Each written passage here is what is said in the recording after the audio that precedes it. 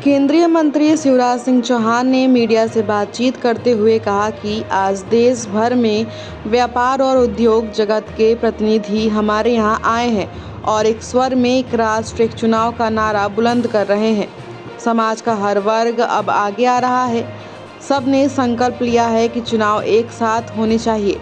ये बार बार के झगड़े भी खत्म होंगे, देश की प्रगति बाधित नहीं होगी।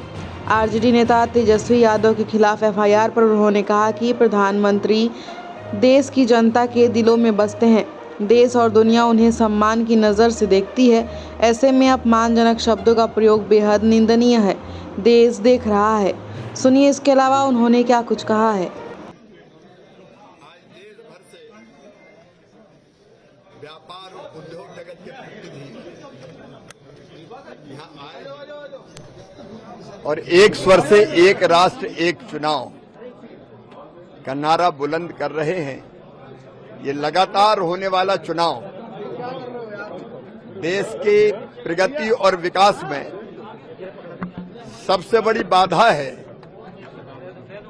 और समाज का हर वर्ग अब आगे आ रहा है। विद्यार्थी हो, किसान हो, नौजवान हो, माताएं बहनें हो, व्यापारी हो, उद्योगपति हो, सबका ये संकल्प है कि एक साथ एक चुनाव होना चाहिए।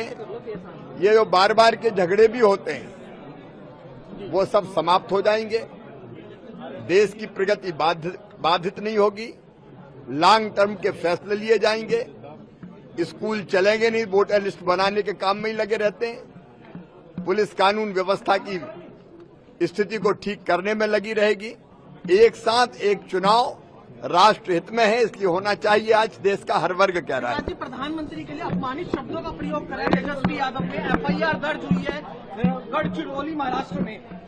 प्रधानमंत्री जी देश की जनता के दिलों में बसते हैं।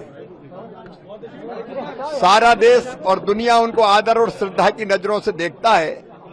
ऐसे में अपमानजनक शब्दों का प्रयोग करना बहुत निंदनीय है। देश देख रहा है, लेकिन जिनने ये कहा वो सुन लें। सूरज के ऊपर थूकोगे तो थूक तुम्हारे मुंह पे आकर ही गिरेगा।